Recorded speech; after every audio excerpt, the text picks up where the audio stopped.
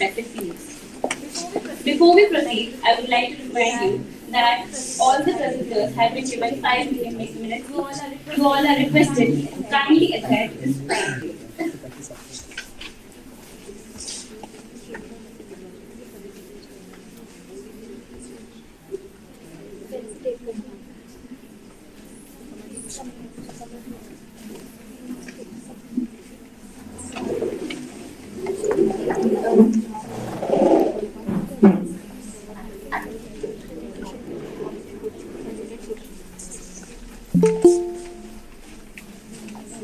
Before we begin, we would like to felicitate our co-chair by Bhavna ma'am giving the phone.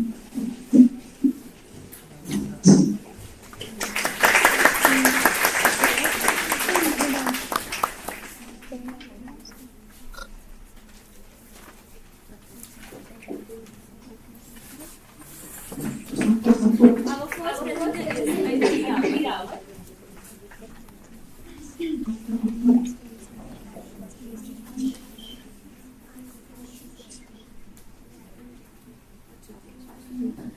Anjali Rawat and Good afternoon, I'm Anjali Rawat. And I'm Ashwin, and today we are honored to present our paper titled The Idea of Citizenship Education with the Lens of Dash Committee Curriculum altered in 2002. This paper dwells into the essence of citizenship education through the lens of the curriculum, introduced by Delhi government in 2019, offering perspective and insight future for shaping the future of our education system. Before we start with the classroom observation and analysis, let's understand India as a democratic country and the need for citizenship education. So India is the biggest democracy. A democracy makes active, informed, responsible citizens who see society as a shared responsibility and are willing to contribute to the process. In Delhi MCD elections 2020, the voters turnout rate to be 50% only. It somewhat reflects upon the idea of shared responsibility that we hold towards a society. Before jumping into the question of citizenship, let's understand the importance of citizenship education. Citizenship education provides individuals the knowledge and that engage with democratic society, including politics, media, the economy, and the law. John Dewey also dwells upon this idea in his book Democracy and Education. He argues that the purpose of education is not just the transfer of knowledge, but also to prepare individuals to be active and engaged citizens in democratic society. He believes that citizenship education requires not only the knowledge of government and politics, but also the ability to think critically and to participate in public discussions and to work collaboratively to solve the problem. NCF 2005 and NEP 2020 as well point out the importance of making learners aware about knowledge of country, its diversity, fundamental duties and rights and conscious awareness of one's role in responsibility in the changes in the world. Which led us to this discussion about new curriculum, Deshbhakti curriculum, which was launched in Delhi government schools in 2019. When we read the framework provided by the Delhi government about Deshbhakti curriculum, we see words being mentioned there like social and civic responsibility, consistent values and global awareness that should be inculcated in the educational curriculum. Apart from being written in the manual, the question is how these ideas are being implemented inside the classroom. How are they practiced and what is the nature of the system of institution, keeping in mind the various visions of the curriculum. So in this presentation, we will try to answer the question of what exactly is Deshbhakti curriculum teaching to the learners. For this, we collected our data from government school learners, class 3rd to 8th standard, and teachers from government schools that are involved in teaching and learning practices of Deshbhakti curriculum and Hadnis curriculum in schools. We analyzed the data in 3 categories. The first, ideas and implications. The second, emotional state of love. And the third, school and ideology. Starting with ideas and implications. In this section, we will be understanding how the ideas of Deshbhakti curriculum are written and are being transacted inside the classroom in real time. So starting with the pandemic situation, if we recall the pandemic situation, the whole world was turned upside down. School shifted to online modes. Government schools prioritized Deshbhakti curriculum. Learners were having at least one classes each week of Deshbhakti curriculum. When we observed MCD schools in 2021, Deshbhakti was the only curriculum that was being taught regularly, even in online modes. However, despite this spontaneous implementation, students lacked awareness of basic rights, especially in middle school. The curriculum's shallow approach limited to Superficial activities for primary like dressing up as freedom fighters failed to engage students efficiently. Higher classes took no interest in the subject because the marks were not graded in their report cards. Teaching and training and autonomy. Teacher training for DESH curriculum was inadequate, with no specific teachers assigned to the subject. Primary class teachers and aesthetic education instructors primarily conduct classes lacking workshop or training sessions. Teachers were provided with manuals and weekly learning outcomes, placing undue pressure to meet prescribed goals, thereby diminishing teachers and student autonomy. This top-down approach, imposed by higher authorities, hindered effective classroom interaction. The autonomy is directly given it to a person who is not directly interacting with the learners inside the classroom. Now we talk about the pedagogy. If we go back to the framework of the curriculum, it is mentioned that the methodology used should be child-centric and critical pedagogies, but this was not the classroom scenario. Deshbhakti curriculum were more like any other disciplinary classes, very behavioristic in nature, and teacher being the only source of knowledge. There were no books for learners. There was no child-centric strategies, no open discussions, no class activities, no self-reflection, and not even classroom discussions. The pressure on teacher for fulfilling weekly objectives can be one of the reasons why teachers do not have time to inculcate classroom discussions and other kind of critical activities. The very rigid time-bound system of government schools are following is directly implicating this new pedagogy and curriculum as well. Here's an example. This image shows answer of two children from different sections, who also have different teachers as well, but their answers results are exactly the same. Now we'll move on to the next parameter of analysis, which is love and respect, the emotional state of love. So in classroom discourse, the reoccurring themes were love and respect. From primary to middle school, these two themes were reoccurring again and again, that we should love our country and we should respect our country. Yet upon close examining, it became apparent that there was a lack of distinction between these two concepts. While these terms were frequently emphasized, there is a novel absence of explanation regarding these terms. This repetitive emphasis, particularly towards love and respect towards country, may serve to instill these sentiments in young minds without actually providing rational basis for these sentiments. Such pedagogic approach can be characterized as a form of psychological manipulation, wherein individuals are influenced to adopt certain beliefs and behaviors without critically examining or understanding.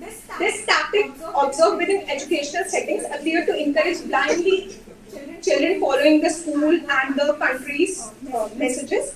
Professor Edward Vickers has also discussed this phenomenon, noting that how nations employ such tactics to cultivate a false sense of national pride. Similarly, during discussion on corporal punishment, many students were found to be unaware of its effects. Even those who are aware, they are reluctant to challenge their teachers. This reluctance was often attributed to a pervasive culture of gratitude towards authority figures within the educational system. One may question whether this phenomenon aligns with the curriculum goals of fostering an emotional state of love. Particularly given the absence of critical engagement and understanding inherent in this dynamics. Moving on to the last parameter, which is current ideology. Schools serve as an institution that often impose specific ideology on students, and curriculum can be a powerful tool in it. Despite claims of prompting awareness about diversity and pluralism in a non-ideological manner, schools are not neutral identities. As Michael Apples argues that schools are deeply embedded within societal and economical structure that perpetuate inequalities. For instance, the insisting on students dressing up as freedom fighters, coupled with the humiliation of those unable to afford costumes, illustrate how school reinforce class distinction from an early age. This practice reinforces the notion that socioeconomic status determines acceptance and belonging within society. Furthermore, the hidden curriculum extends beyond formal lessons and inculcated subtle remarks about child's appearances, diet, cultural practices. Instead of fostering critical thinking skills, these dynamics often led to feeling of insecurity and low self-esteem among learners. In this sense, school plays a significant role in shaping societal norms and values, and the curriculum can serve as a potent tool in perpetuating existing power structures and inequalities. In the end, we would like to conclude the presentation by emphasizing the implementation of the new curriculum does not align with its initial goals. Psychological manipulation is evident inside the classroom. where the repeated emphasis on loving and respecting one's country. By continuing reinforcing these sentiments, schools are attempting to manipulate learners into unquestionable loyalty, even in the absence of other benefits and they will get from the school or country. Manipulation extends to encourage learners to overlook violation of their rights by teachers in schools. Furthermore, the attitudes and beliefs of teachers and schools significantly influence the teaching practice of the Deshbhakti curriculum. It reinforced societal division like class and gender. Instead of empowering students, it made them blindly follow rules.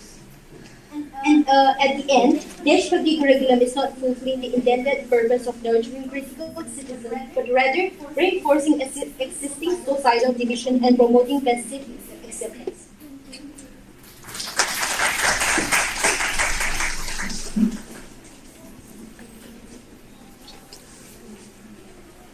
Thank you, Anjali Rawat and Fashin.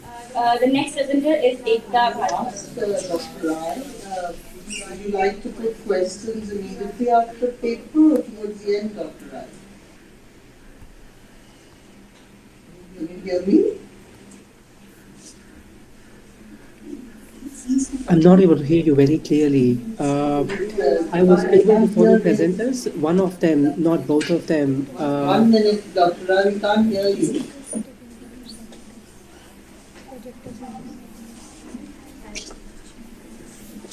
I think we can't hear you.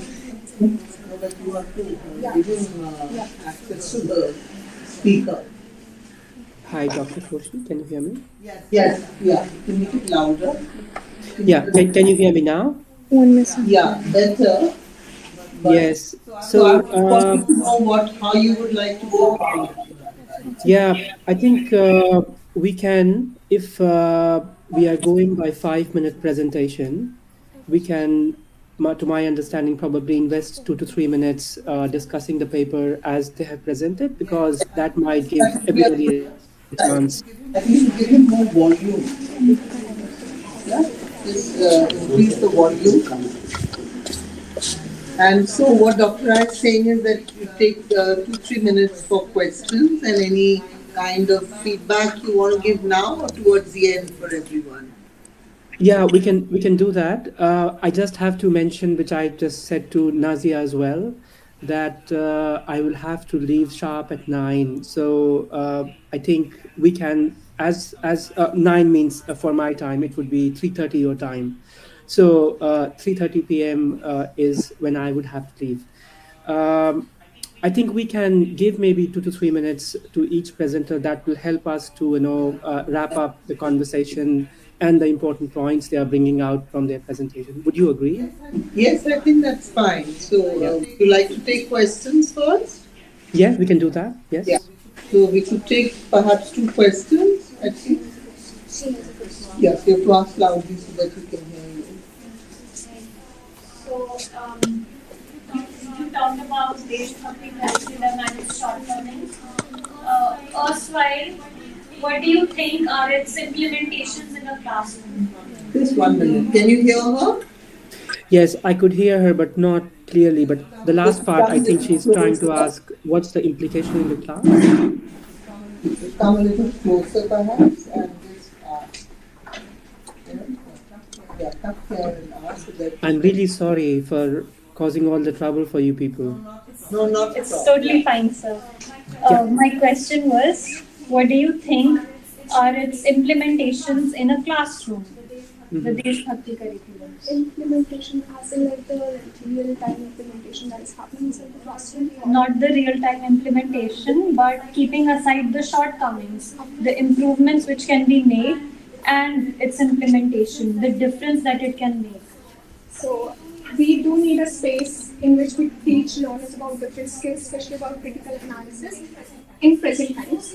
So we see a gap between the knowledge and the skill in the education system nowadays. So introducing this Deshbhakti curriculum, which will actually lead to learners learning skills like critical thinking, discussing, putting forth their points. So if we just ignore the implementation that is happening inside the classroom and just look at the manual that is given and just even assume how the classes should be, this will be a great space for learners to explore about the country, to learn about the country, and to actually put forth their ideas. So in future they can become citizens who are actually participating in the goodness of country, or are actually opposing in case going wrong direction. So in my opinion, the implementation is lacking, but the sole motive behind the curriculum is really good to give learners actual space. Thank you.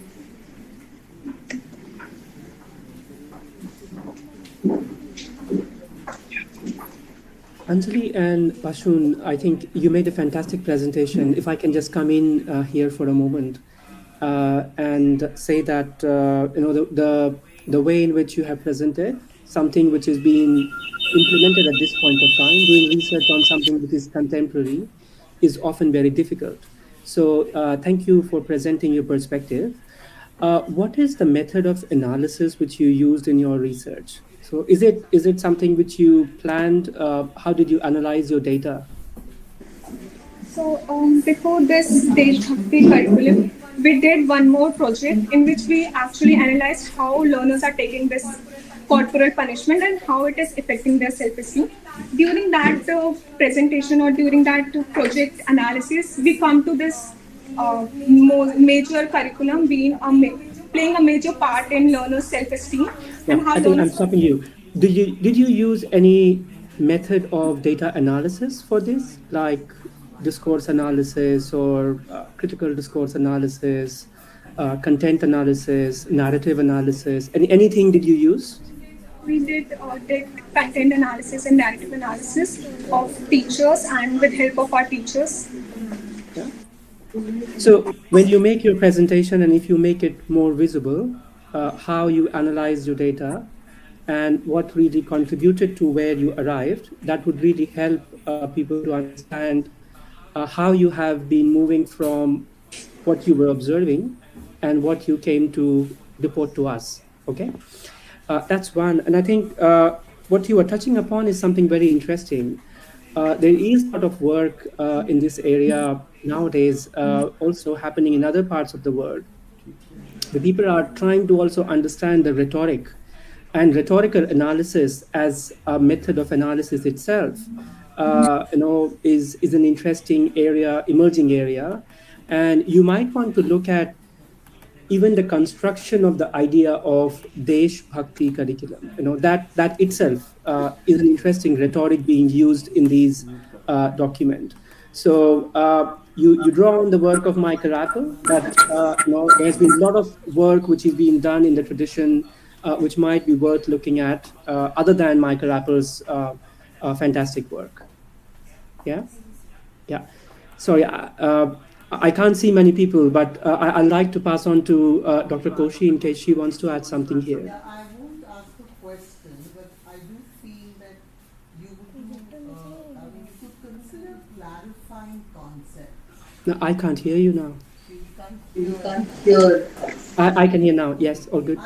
I'm saying you may consider clarifying vocabulary, clarifying concepts, because the whole idea of nationalism or when you talk about citizenship, what exactly do you see it as?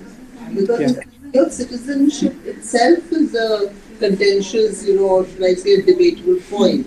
So you can't throw those words into your study without first saying what is the stand that you are taking. And because you say there was no this. Now it really dependent on how you thought it should have been there, but it wasn't there. So I feel that it's really, really necessary for a topic like this that we have clarity. For instance, the word bhakti. How does it come into Desh? How does bhakti come into citizenship? Is something that you could see. How will you translate that into pedagogy? Bhakti, so unless you really sort of clarify where you're going, then one doesn't know, why you're doing what you're doing. What I said. Okay, I think we go on to the because we're a little, running tight on time. Thank you so much for your presence. Yeah, thank you very much. For the next presenters, I would like to remind you, I will only give you 5 minutes. I will remind you in 3 minutes time. You will only be having 2 minutes of time to wrap up your presentation because we have a limited of time. Because also we are on a question and answer session, right? Okay. The next presenter is Ekta Bhardwaj.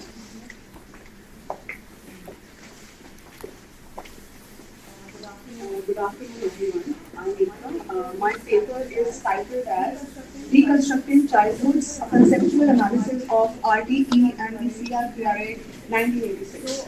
So, in my paper, the idea behind this paper was, whenever we hear childhood, right, there is this image of, of children being defenseless beings, children who, in need of protection that comes to our mind, right? So, I sort of wanted to look into why and where does this image. Sorry, I can't hear anything. You are mute.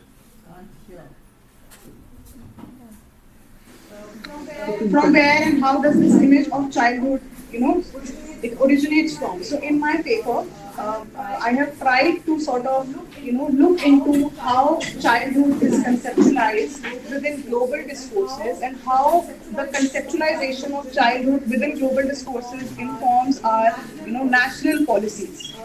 My paper is divided into 4 parts. So within the introduction part, I sort of trace out how the emergence of various international organizations such as the UN and the UNICEF, created this discourse around child rights on the international level, and how over, starting from the period of world wars towards, post-World War, we see the formation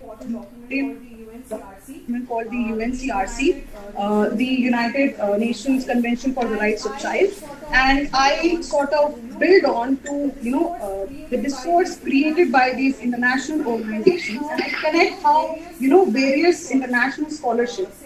Say, for example, I talk about the works of Philip Aries, Joe Boyden, and I look into various arguments.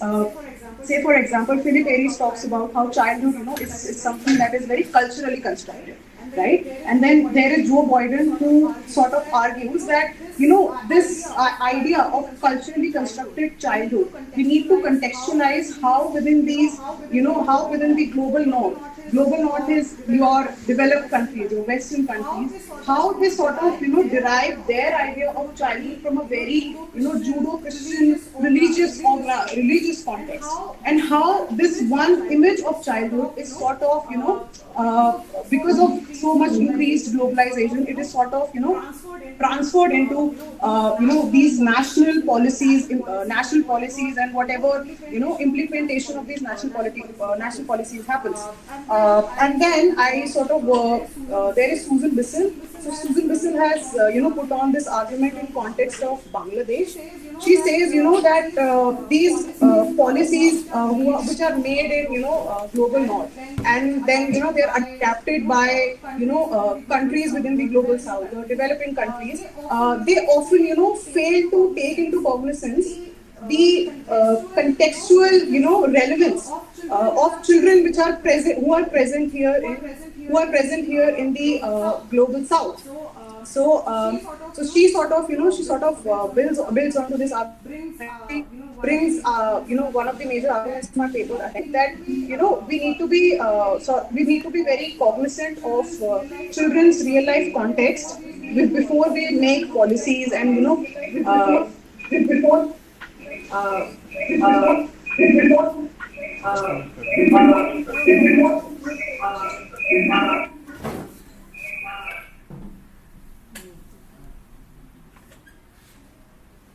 moving on from the introduction, I talk about global discourses around childhood. Then I move on to how there is a very distinct idea of Indian childhood, which is very different from the way childhood has been imagined within the global context. Because our reality is, there are so many complexities, gender-based, class-based, caste-based complexities that exist, right? And I am trying to, in this paper, I'm trying to sort of unearth the idea of childhood that is there within the Child Labor and Protection and Regulation Act 1986 and the Right to Education Act. And the Right to Education Act. So in the paper I have not mentioned, but I did a lot of, I studied the discourses around both of these acts. And from understanding the discourses, I sort of, say for example, one of the arguments that I make is that both of these acts, they put a lot of emphasis on the idea of family. Family knowing what is the best for the child. Say for example, within the Child Labor Act, there is a mention that it is okay for a child to be employed in family enterprises. And also within the RTE, if you read it, the right to get your child educated has been given or has been posited onto the parents rather than the state. Right. So, so Maitri Shri Prakash, she argues that this understanding of the family knowing what is right for the child, it also it also has been transferred from the cultural context of the north to the south. And from moving on from here, in the conclusion part, I sort of try to write a commentary on childhood, education, and labor. I try to bring out the based on the discourses around these two acts. I sort of try to bring out the argument that how we imagine child labor, formal schooling to be the antidote of child labor. But in case of, specifically India, we know that RTE has been, so many levels. We know that there are, every year the number of dropouts, school dropouts has increased. So I sort of try to argue that is it really, right? Say for example, the imagination of childhood in the global north has been that, if the child has to go formal schools, and formal schooling is one way to avoid this cycle of child labor, right? But is formal schooling itself is so flawed, if it is if formal schooling itself is so flawed, if it is not catering to every child, so is it, do we need to really rethink that maybe it is time for us to first work on school themselves and then think that formal schooling is the antidote to this issue of child labor. And maybe our, the constructions of about children and childhood, do we also need to re-examine the idea of work itself? So we won't take this because you stepped over your time. Dr. Rai, would you like to make any comments as advice to Ita? Yeah, I think you can go ahead first and I can wait. Yeah. Okay, very interesting. I think you've done some thought on this. But I would definitely ask you to look at your grammar a little bit because you've written childhoods apostrophe S. And I was trying to figure out what exactly you meant by that, Ma'am, actually, supposed to come into the next. Well, whatever was supposed to come did not happen. So that's one. So that's nice. So grammar is very important if you are looking at meaning, That's one thing. But as an aside, when you talk of childhood and labor, maybe you would like to consider the role of commerce in this whole thing. Yes. Because the whole of, the idea of childhood, when labor comes,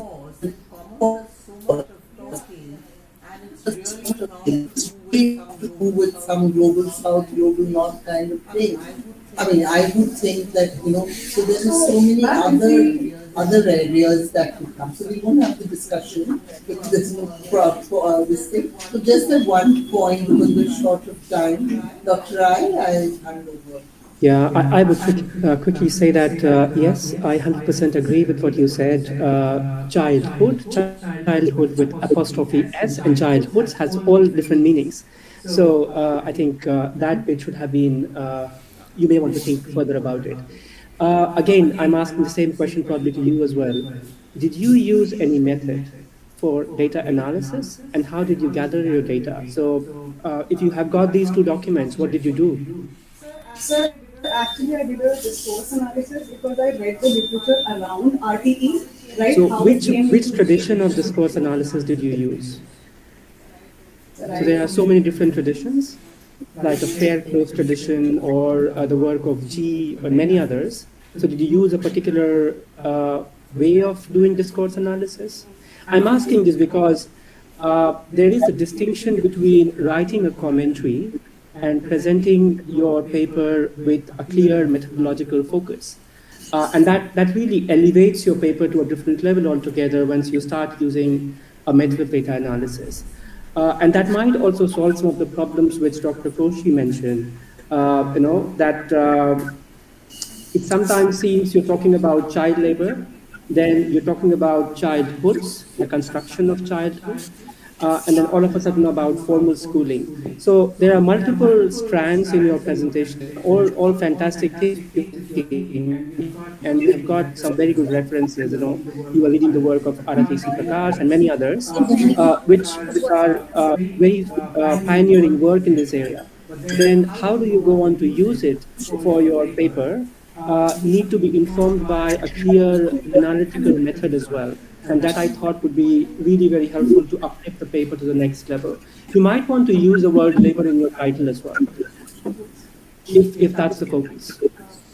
Sir, can I ask you, what method would you suggest, or a resource for understanding this personality? We would, Dr. Rai, I'm so sorry to... Yes, it's not a class. The vice chair role, but since we're short of time, so we have to go to the next one, and I suggest that you write to Dr. Rai about this and ask him how for advice. Yeah, send an email, yes. Thank you, Ekta Bhardwaj. Next, we will be having Mohit Verma. Is he here? Is he online? Mohit online नहीं है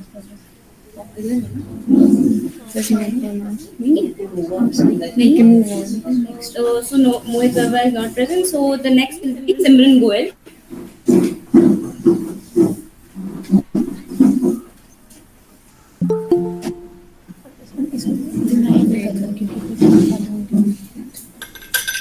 A very warm afternoon to one and all present here.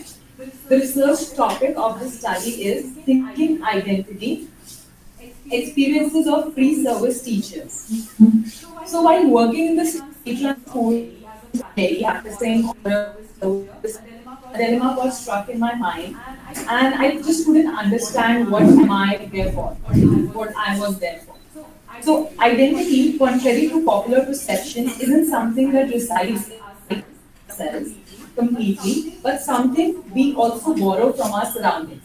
Identity thus mediates us and the way we relate to the world. Free service teachers are constantly fashioning and refashioning their identities by patching together the fragments of the discourses. So moving on to the research question, it reads out, what factors affect the identity formation of a free service teacher? To fulfill the purpose of the study, 3 class teachers and 10 fellow interns, or free service teachers you can say, were asked to fill questionnaires, and also the principal of a state-run school was interviewed. What I realized later was that I should have taken the response from faculty and the students. Now I would like to quickly share a few classic responses. First, the set of responses are regarding the role of an intern or a pre-service teacher. So these are the responses from the interns. First response is like, outside, I struggled to find peace of mind. In the midst of these expectations, I was feeling stuck, and teaching as a passion was dying somewhere. Then another response by an intern only was, lowest in power hierarchy, highest in knowledge one. So,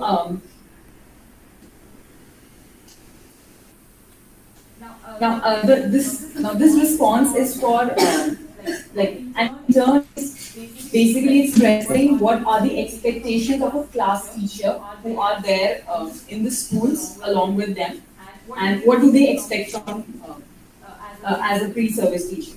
So she expects me to work towards keeping the level of children good academically and take it further. This is the fact that as an intern, I am there to learn. Another response was not respected as teacher, but regarded as annual person who comes for every year for 4 months. So this is basically, shows the positioning of service teacher in a school like that. And then if you talk about learning, so major shift is not seen in the children. So the difference is that the monotony with regular teacher gets a break and children enjoy learning with activities which they remember for a long time. So this is from the student's point of view. Like till now we have understood the stance of an intern, of a teacher who is there with the intern. And then this was the take of the, this was the stance of the children, you can say.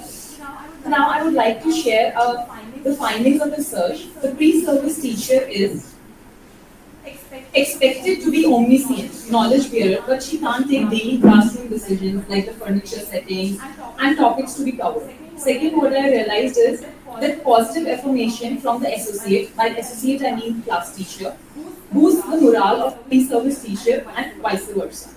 Thirdly, the pre-service teacher is a temporary member in that setup. The classroom belongs to the students and the teachers. She has to figure out how to make a room for herself in that very setting. To sum up, it can be said that the identity of a pre-service teacher remains shaky and unstable amidst the expectations from the department staff, as in the college, associated, and school. And by school, I mean I include all the stakeholders, as in principal, the staff, students. And it doesn't get so basically the identity of a pre-service teacher doesn't get any grounding. She is neither a complete learner nor a complete teacher. It remains in between other identities that have a legitimate space in the institution. The making of a teacher can be seen as a side of negotiation, as consenting to, of refashioning, and of discussing the identifications of the significant others. With this, I rest my case. Thank you.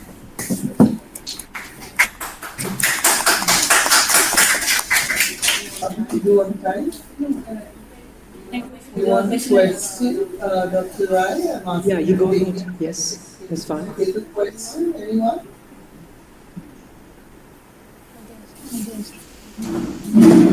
So I understand that your study was on the teacher's identity, but how do you think it impacts the students? The seeing the tussle between the associate teacher and the pre-service. Yeah, I got your question. Like you are saying that in that classroom setting, there's a class teacher, there's this pre-service teacher, and the students are somewhere in the middle. So, like in my own experience, what happened was that the class teacher was actually not there. Like she was on that contractual basis. So for them, like I was everything for them. So they actually liked it. They were happy that they have at least someone who is there to take care of them, to teach them, to do activities with them, and other that school they are also doing something. They are also studying. They are not just left behind. Dr. Rai, would you like to give your comments? Yes, Simran, thank you for your presentation. It's a very important area of inquiry. I wonder, from your presentation, it seemed that this research is something which was based on your own reflections. Is that right? Yes, Did sir. you- When I was doing this, this was my basically issue-based project in my BLEd program. So when I was doing this internship, I actually felt it like during my primary internship. So this is like actually completely my own reflections and based on my own experiences, I picked up this topic and worked on it. I think identity and experience, again, those are two very big words, which you have got there in your. I'm sure whose identity are you talking about? Are you talking about your identity as a teacher or your identity as a student, teacher? So that bit is very interesting and it might be important to navigate further. There's interesting work of somebody called as Sarah Stegman, and there's this entire book on identity, which basically focuses on teachers' identity. You might want to refer and read a bit more on this area because it's an interesting and important area to research on. So thank you for your presentation. Thank you, sir. Thank you, Simran. Very interesting, the idea of identity. But I feel, and being a sort of a language person, I have to say that I felt that there could have been some clarity between roles and identity. Because in your, qualitative kind of research, I would say, your interview, you're asking questions on what is the role of a teacher.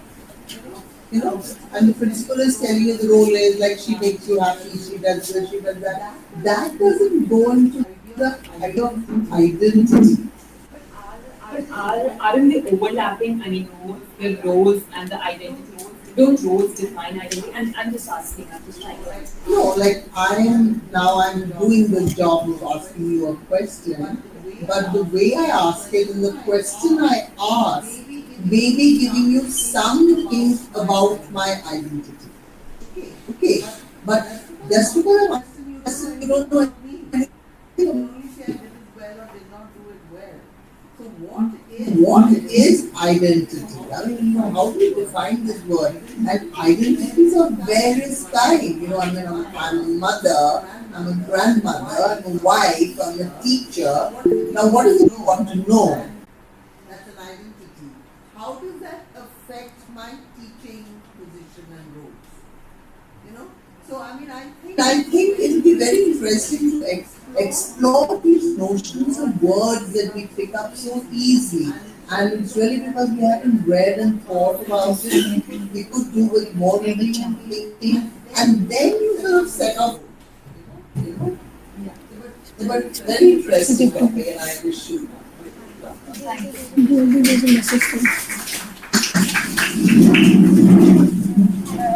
Simran Goel. We'll be having Tehrima Rahim, Sidra Khan, and There's a message from Prabhat. There's a message from Prabhat for Simran. Just speak it out loud. But identity. that's fine. I think that's something which she can just keep as a reading for herself. So yeah, you can pass it on to her. It's okay. Tehrima Rahim and Sidra Khan. Yes.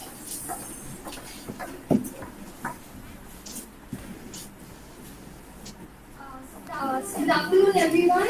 Today we are here to present our paper that is titled Exploration of Students' Notion of Desh. Now, for introduction, I'll say that children's understanding of a nation is affected by various factors. One of them being media, another being the curriculum, and of course, their immediate environment being the third factor. And nation, it's more political. So, at the level, our primary targets for the primary, how we explore it.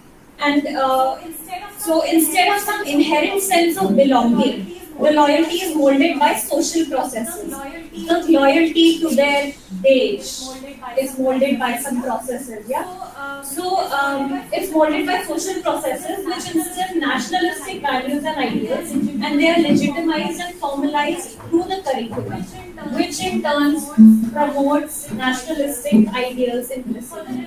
For the review of literature, we took three main readings, which is Meenakshi Khattam's reading, Manish Jain's reading, and Alex Joyce.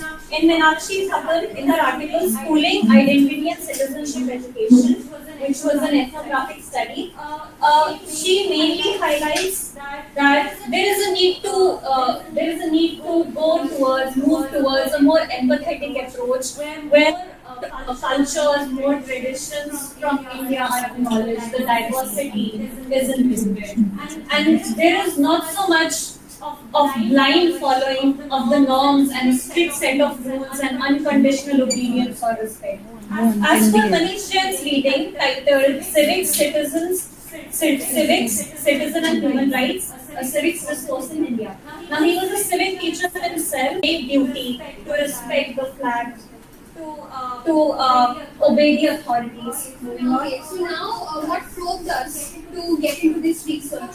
So during our primary internship, we were in Delhi Government School. One of the schools in this research was a Delhi Government School, and a citizenship education was already going on there, Desh Bhakti curriculum. So what made us research about this is that we became somewhat skeptical about whether can patriotism be taught in a classroom or whether it's a field that develops gradually.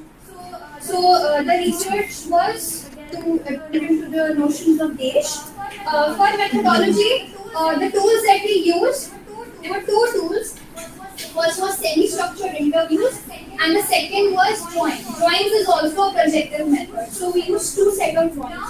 Now these two sets of drawings, they had different subjects. So one drawing, we asked the students to draw out हमारा देश कैसा है, what it is at present, and second drawing हमारा देश कैसा होना चाहिए, how it should be.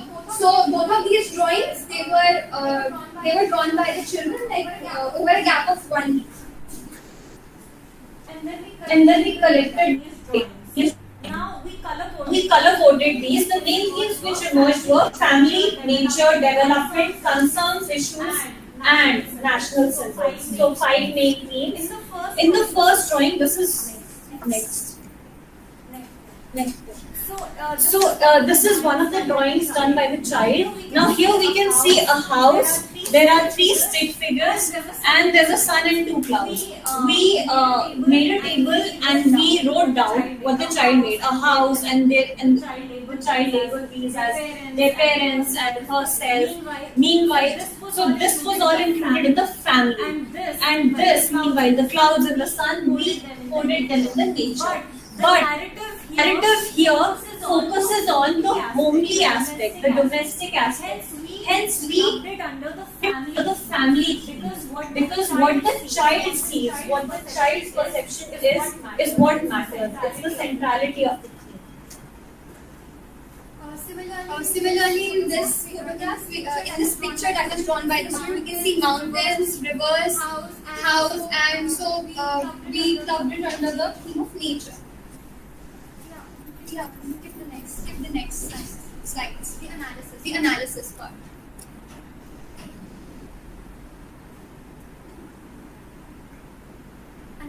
Analysis. Yeah. So the major themes that were emerging, we color coded them. After that, for the analysis, we were able to identify 3 major factors that were influencing the children's perception of the age. So the 3 were media, curriculum, and the immediate environment. The media can be explained as, for example, now there were preparations for the G20 event. So there were a lot of posters and advertisements, and the green sheets put up near the students' neighborhood. So they were really influenced, and these themes also showed up in the drawings. So the media did influence their perceptions. Then this curriculum, now we know that there are 2 curriculums that operate simultaneously in a school. One is the overt curriculum and one is the overt and one is the covert. So the hidden curriculum, it operates in very specific ways, like the bulletin boards that are decorated. And very interestingly, when we're talking about one of the themes, national symbols, in Delhi government school, the Sarvodaya Vidyalaya, the theme emerged, a lot of children were drawing the national symbols. So we can see that how Deshbhakti curriculum, it is focusing more on the national symbols than the values.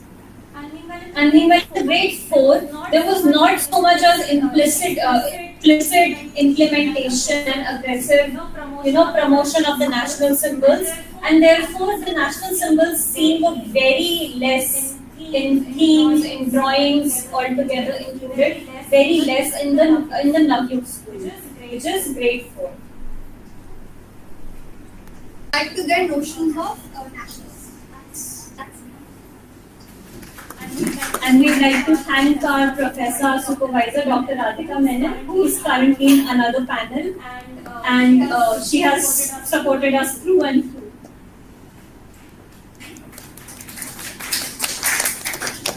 Thank you so much.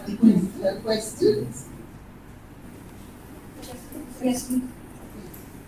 Please, ask your It was my perspective to look at the presentation. Ask the notion about the notion of Desh in the primary grader. I feel that for a primary grader, the Desh is just revolving around the family and the neighborhood, right? So it's very cultural and contextual for a child.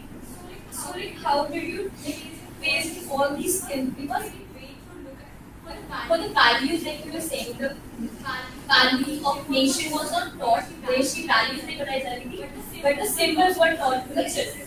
So I felt like the symbols were more like uniting them towards the nation wala point because the data that's been collected, it's been collected from two schools. The first school is a Sarvodaya Vidyalaya, a Delhi government school where the Deshbhakti curriculum is operating. While the other school is a Navayug school. That comes under the central government and there is no overt citizenship education going on there.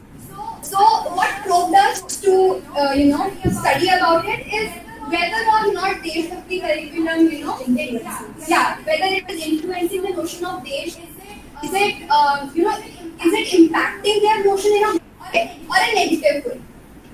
Yeah. I hope that it answers. Dr. Rai, would you like to give your comment? Yeah, you can go ahead. It's fine. So very, very interesting. Yeah. And I think whole Deshbhakti curriculum itself, when it was introduced, we had said that was it introduced as a reaction by the Aam Aadmi Party to the Hindutva agenda that is being, so that is there. So, it's good to keep that in mind. Two is, again, in terms of language, the idea of Desh and nation.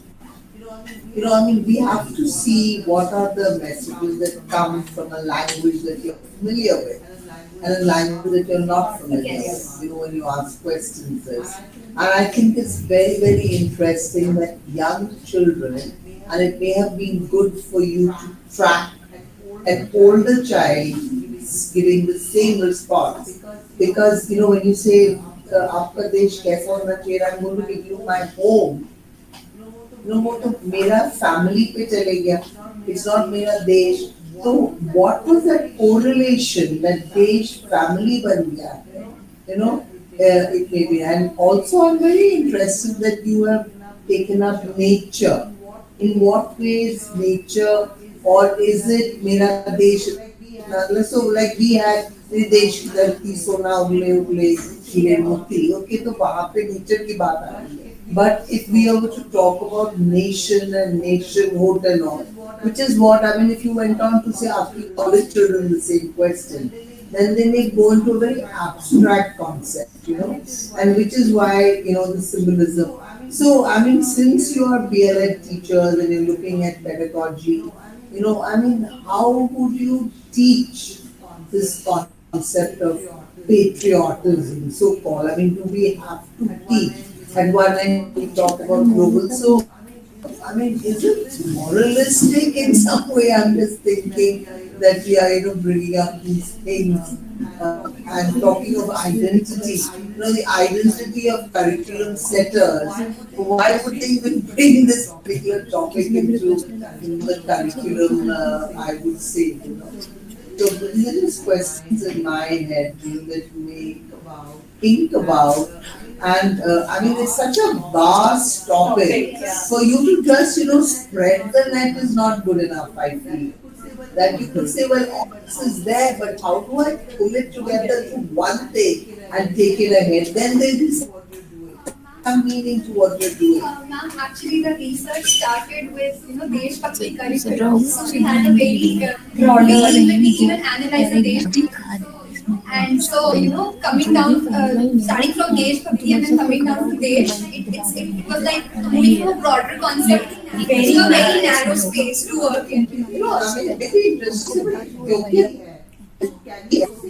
Can you say Bhakti or Desh का क्या interaction? We like one I talk about Desh, really very interesting. क्योंकि मैं अपना घर की बात कर रहा हूँ, तो उसके साथ कौन सा भक्ति है?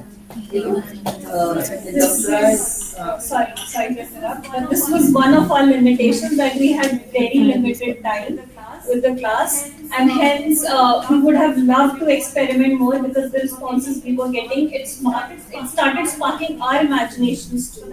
So that was one. And second, about asking a higher grade child. That's, I think, our second limitation of the project. There are more, but as you pointed out, that if we would have moved up the grades, we would have seen a trend, the shift from concrete to a more From abstract. concrete to a very, the upper primary grades. They have some personal ideology that supersedes the national identity. The majoritarianism is there that supersedes the national. Your subjective opinion. Exactly. That's what. You're going to put forward what your data gives you. You can't bring your subjective opinions into it, that it supersedes or doesn't supersede. You only analyze your data. That's what I said. We would have noticed a trend if we would have. If we would have, You may notice, you may not, but it may be interesting to see. I mean, I would the role talk about three, like three parts of the triangle: society, parents, and school. The impact of society on building up nationhood, sorry. Yeah, I think I quite agree with what you said, Dr. Koshi.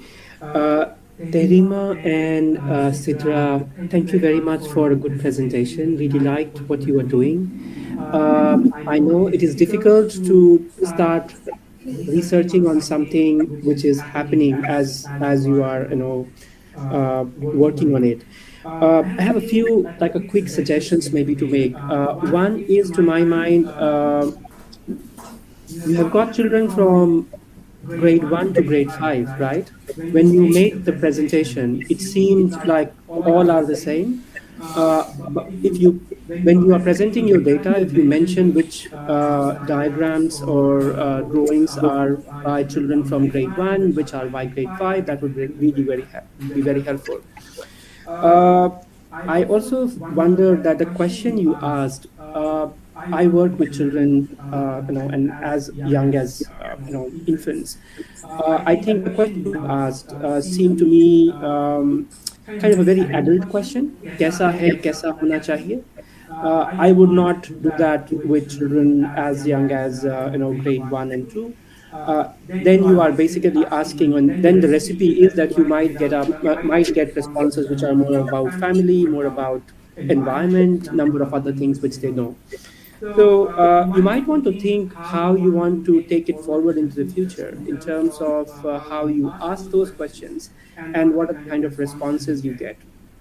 Maybe the other bit which I found that when you were presenting your data, that part was fantastic and interesting. When you came to your conclusion section and discussion section, you jumped into number of bits that you want to explore what's happening out there and then come out with something interesting. So those are my preliminary comments at the moment. Very much, sir. Thank you, ma'am. Fantastic presentation. Yeah.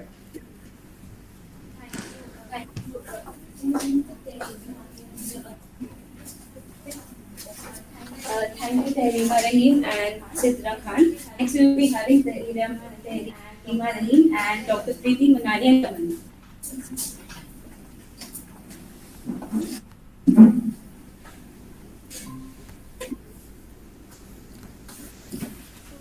So, good afternoon, everyone. So, the project that we took in our internship, it was the paradox of nationalism among school I children. sent another presentation yesterday over the email. It was supposed to be next slide. Okay, the paradox of nationalism among school children, जिसमें आप ये picture देख सकते हैं यहाँ पे picture की that was one of the events that took place in the school. So it was fancy dress competition. So if it was just about fancy dress competition, but there was this prescribed that the theme of the fancy dress competition is freedom fighters. So we that how the notion of this nationalism is forming among school children. In the introduction. So when we talk about nationalism, there are a lot of definitions that have been given by a lot of political scientists. But the two definitions that resonated with our subject, that was one given by Benedict Anderson, in which He says that nationalism is a belief that unites people of of diverse nations, and even though these people have their own identities, but their national identity supersedes. And the other one is given by Pierre Minu, in which he says that nationalism, they are the set of ideas, and it is a form of self-expression by which this political excitement, it can be propagated from the elite to the. Next slide, please. While doing the literature review, we came across the stages of nationalism. So the stages, liberal wave of nationalism, it was between 1885 to 1905, and then the second wave was radical nationalism, and the last one we can see that is emerging. This is something Hindu nationalism and the rise of BJP. Next, please. Yeah. So what made us study this subject was that our identities as Muslim teachers in a school have it's okay. So there are Muslims who practice a lot of things, and there are Muslims that do not practice covertly. For example, hijab. So as Muslim teachers having some typical kind of names and being a hijabi, we encountered, we were questioned by the children as to why we wear this. Okay, why do you do that? Do you belong from this country, Pakistan? Do you belong from Dubai? Such kind of questions were asked even from the first graders and even from the 7th and 10th grader students. So that prompted us to study that what is the idea of an Indian and what is the notion of nationalism behind. Next. No, methodology. Yes. Okay, so to study this, the nature of the research is qualitative. So the methods that were employed were semi-structured interviews, focus group discussions with children from class 1 to 12, and some participatory and non-participatory observation. And the sampling, so the target population for the research were students from grade 1 to grade 12. Next. So we did an The analysis. objective. Yep. So we did an analysis objectives. So the objectives were of our research to study the development of nationalism among children of various age groups, from 1st to 12th grades. 12th grade to compare the development of nationalism among primary and middle class. How is it changing or not? If it's changing, so what's the that change? To assess the notion of nationalism of teachers teaching in government schools. So teachers were also part of our study to narrate the effect of student nationalism on the experience of double marginalized communities. So the analysis, based on our objectives, we did our analysis thematically. So the first thing was, first objective was to study the development of nationalism among children of various ages. So the first thing was, who is an Indian? So according to them, an Indian is someone, the primary grade. So Indian is someone who goes to mandir, who wears sari, and who prays to God. Such kind of things were there, that that particular person is an Indian. But if we talk about the middle and secondary grades, there was this thing, there's this extra concept of it, that an Indian is someone who lives in India and who loves his or her own country. This particular thing that we did. Yeah. So the next theme is India a country? So when we had the discussion with the primary grades, their notion was pretty much, they were reproducing, were seeing in their immediate surroundings. While in the succeeding grades, they were more first. Picture. Or feature. Bus. So the analysis, then the second theme was to differentiate the notion of nationalism in primary and the upper primary grades. So in primary grades it was more object centric, while in the upper primary grades it became more contextual. Conclude now. Okay, going to the conclusion. Yes. Okay, so in conclusion, we saw that children till grade 5, their notion of nationalism, it was based on what they were seeing in the surroundings. Like picking a flag or respect for flag, singing national anthem. And then in the middle grades, it became more loyalty towards the nation, and that was Respect for yeah. nation.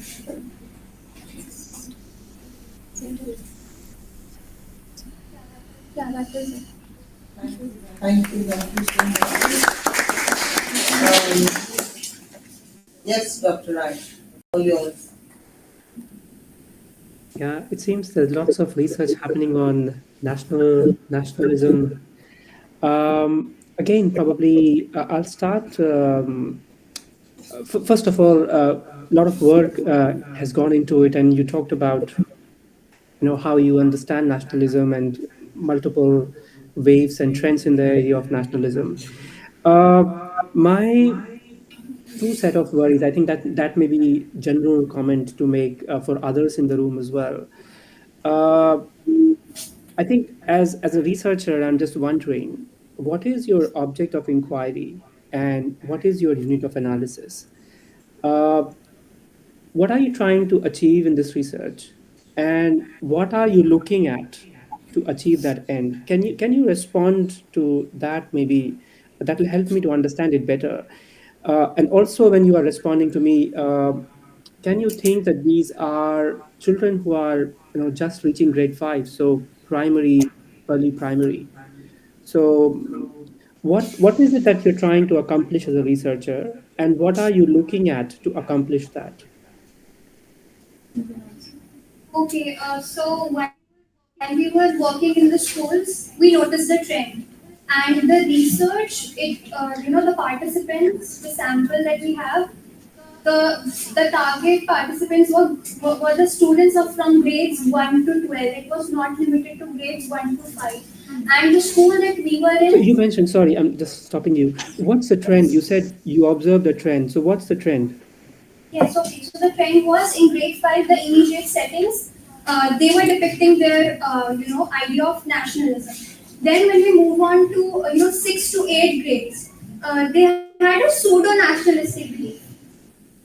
That even, But that's not your area of research, right? You are focusing on no, primary.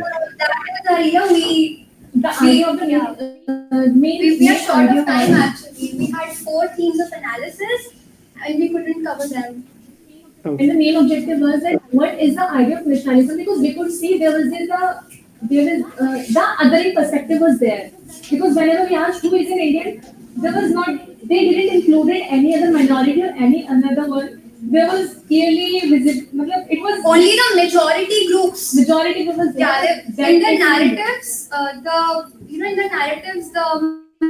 majoritarianism was reflecting, the characteristic of the majoritarian group here in India. And they weren't including, Indians are someone, someone who wears a burqa is also an Indian. That was not present in the narratives. It was just that someone who goes to the mandir, someone who wears a kurta, someone who wears a sari, someone who Yeah, puts that's all sindoor. fine. Means, yeah, I understand. Did you also probe what were the reasons because of which children were talking about these things? Yes. Maybe just because of the identity that they get just by looking at me or just by hearing her name, like her name is Sahrina Rahim. How did you arrive at that conclusion? That was my basic question. So how did you arrive at that conclusion? Interactions with the children. So do you have anecdotes from their conversations which says that? There are so many. It's such a Yeah, means I'm just trying to understand it as a researcher. Means how are you arriving at these final judgments? I am not saying that you are wrong. I'm just saying that if you explicate it further, it might be very helpful for listeners like me to understand what you're trying to communicate. So I was Dr. in. Roy, I was just wondering, since we've already Yes. sort of over our time, still got 5 more to go, Yes. uh, Sorry. maybe it would take too much of time. I would Yeah. just like to say that you have not mentioned your sample size. You cannot make sweeping. No, you said you have talked to teachers, you've talked to students. Yes, from grades 1 to 12. It was No, mentioned. grade 1 to 12, did you talk to 2 children or 5 No, children no, or the 10? whole classes. We had focus group It discussions. doesn't mean anything. Whole classes is nothing. See, as a researcher, you have to be very particular. If you don't have a critical sample size, you can't draw conclusions. You have not actually clarified in the first place that you are talking to government school children in this locality of India, okay, of Delhi. For instance, if you're talking to a government school in South Delhi and you're talking to a government school in Chandni Chowk or a government school, say in Okhla, you will get varied responses. If you talk to the same group of class 4 here and class 4 there, varied responses. So you cannot take a sample size when you say from 4 to 12. I mean, 4 to 12, there may be 100 in every class. If you talk to 100 individually, if you talk to 100 in a class, that cannot be taken as your size because 2 people may have talked. So, as researchers, you have to be very, very particular about these. And a feeling that one gets from here, and I'm only saying it because you have not clarified your sizes, that if you start with a conclusion and then look for data that's substantiates your conclusion, that I don't think works. So if you do not actually clarify your methodology, where you're going, what exactly is your objective, then you will be all over the place. So, when you say we had 3, 4 areas of inquiry, I mean, 3, 4 areas is like, postdoc also involved in it, kind of thing. So you not even got to the first stage. So I think it's really very interesting that you're thinking so much. But, this has to be clarified as a researcher. What is your sample size? What is the area that you're coming from? Obviously, all this is not the same. And you can't draw conclusions based on one chota sample size in one school based on your, intern, this thing that you're doing. That cannot be taken as a conclusion. You will have to say it only leads to more research. Yeah, thank you so much. It's very, very interesting. So, can we go on to the next one, please? Thank you, Terima Rahim, Tamanna, and Dr. Preeti Manan. Next, we will be having MD Hassan Mandal, who will be presenting to the online.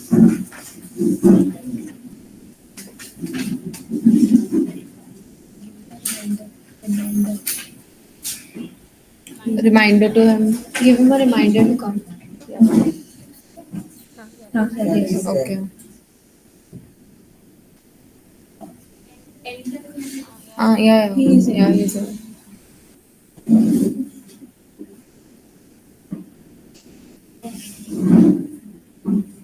Hi, good afternoon. Right. Am I audible to you all?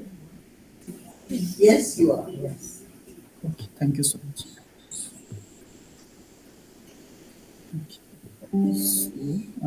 This is topic exploring the pedagogical role and professional development of early childhood educators, a critical analysis of NEP 2022 and National Curriculum Framework for Foundational Stage 2022.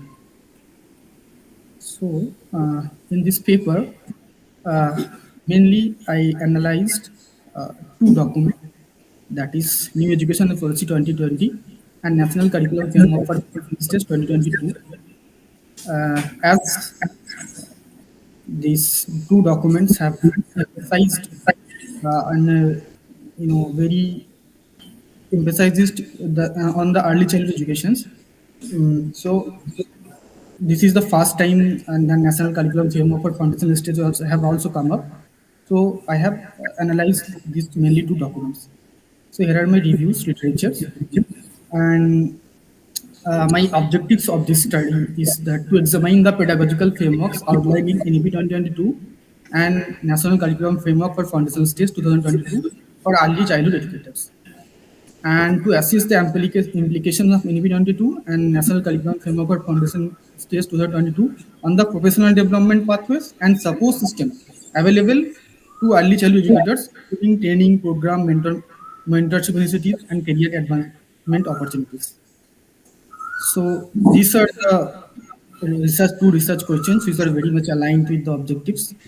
Uh, and here in the methodology I have used Do you want mainly. to move your slides? Sorry. Do you want to move your slides? They are not moving. Yes, I am moving. Is it I don't see them on my screen. It's not. okay? Can Can you see it? I can only see the first slide. It's not moving from there on. But I have You can reached carry on on if you want. methodology section. Is it any problem from my end? I think network is very strong. I think you can go ahead, Hassan. It's all right. Okay. Thank you so much.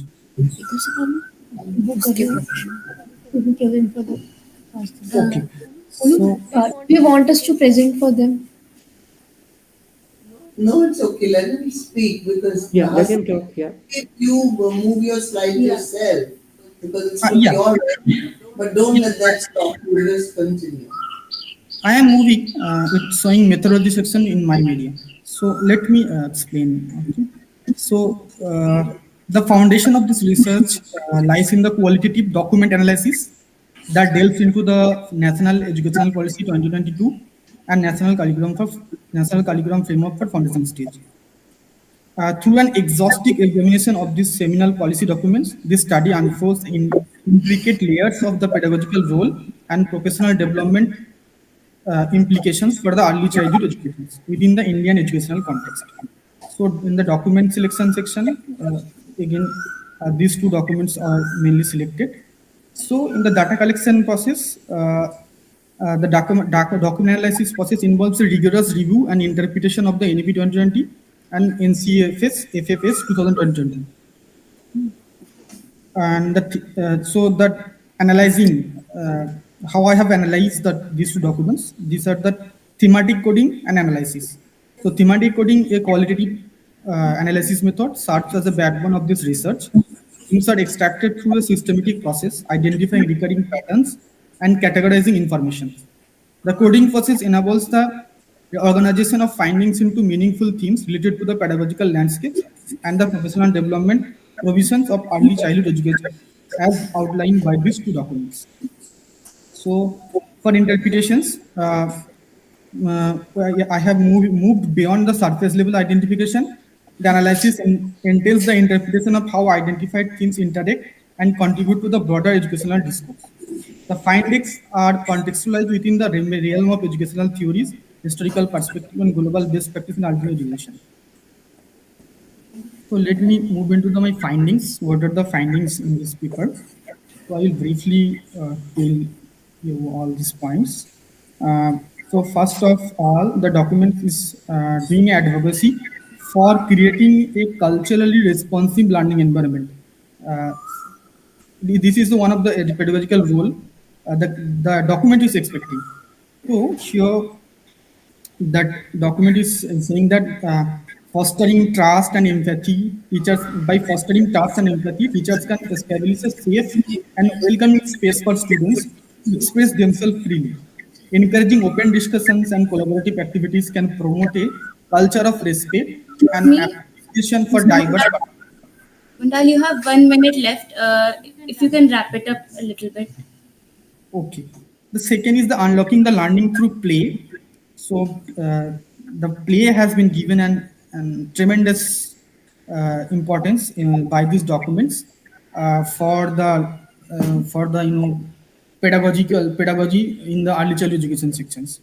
And apart from that, embarrassing the individual learning, creating a diverse needs in early education. So here, individual learning space and individual learn the how each individuals learn that has been given emphasized by by these two documents to the educators.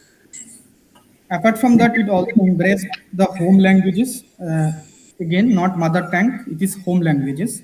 So document is telling again and again, develop concepts through the use of home languages. What the child is, speaking in their home. Apart from that, integrating context from contextual learning, bridging classroom experiences with children's realities, and guiding learning progression, building on prior knowledge in early educations, and it also talking about the holistic development in the classroom, building it also do the advocacy of a strong partnership between families, communities, teachers, and Mr. Mandal, it's yes. already time up. It's beyond 6 minutes already. Okay. So should I stop now? Yeah, I think we'll stop now, Mr. Mandal, because we'll give a minute to Dr. I to make his comments. Okay, no problem. I hope you can see the slides and Yeah, thank you. That's very helpful. I can see that you are picking up the new, curriculum document and framework document. Basically, I have more recently written a bit about that too. My quick comment to you is that towards the end of your presentation, you offer a kind of a summary of points which you are coming up from the two documents. And it seemed like it's a summary, of the document. I would expect you to move from this summary to a more kind of analytical and inferential argument, which is to say that you have to tell clearly if document is talking about play, then so what, or holistic education, so what, and what do they really mean if you are trying to do a critical analysis. It demands that you start unpacking that there are multiple ways in which children's play is being conceptualized, and what does it really mean for this particular document. So yeah, I think my basic kind of feedback to you would be that start thinking about what are the inferences you are drawing from this summary which you presented. Does this make sense? yeah, thank you so much, Dr. Rai. Yeah, that's a great landing for me.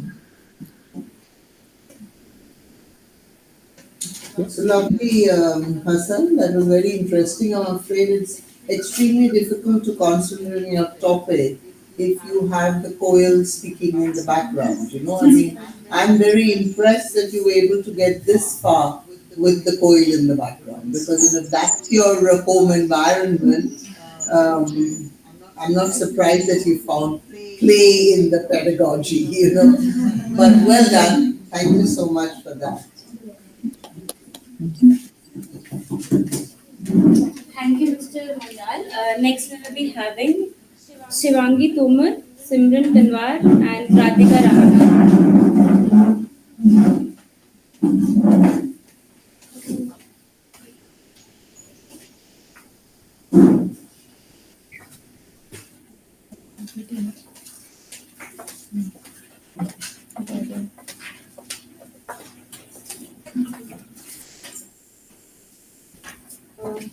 So good afternoon, everyone.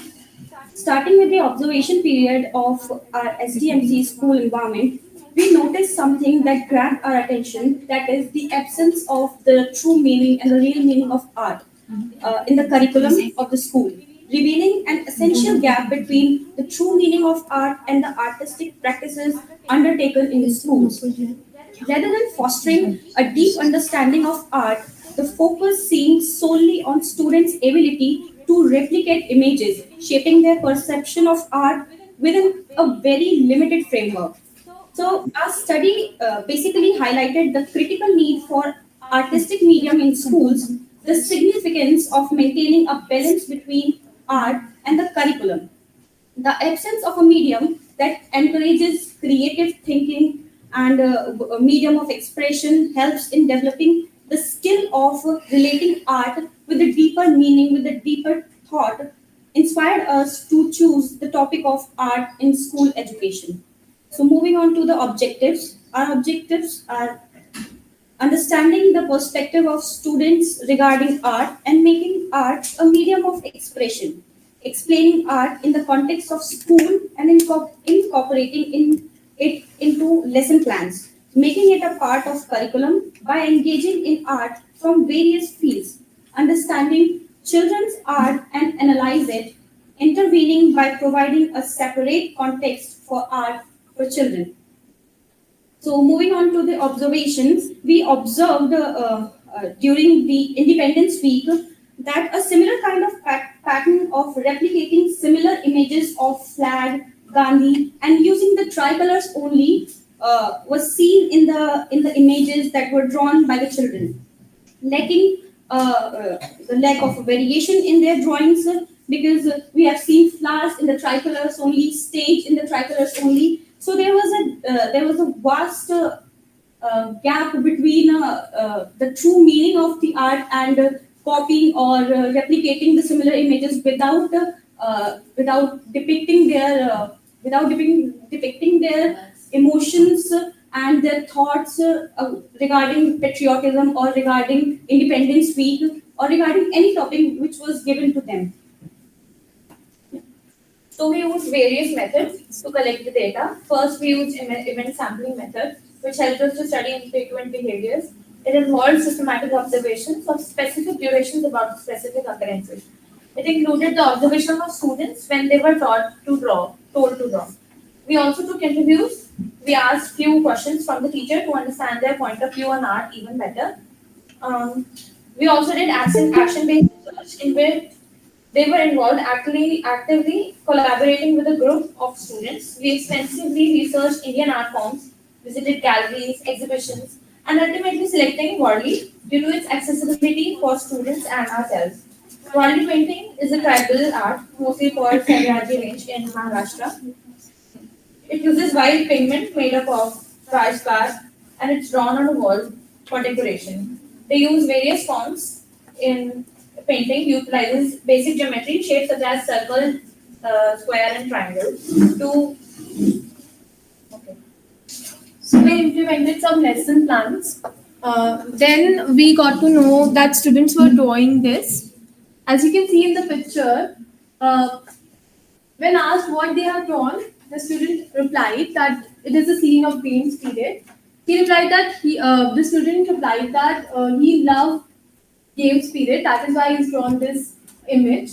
So we got to know that students are able to understand the dual nature of art. That is, they are able to understand how to use art to depict physical things and also relating art to expressing themselves that they were not doing earlier. So after our intervention, they were able to express themselves and understand the dual nature of art.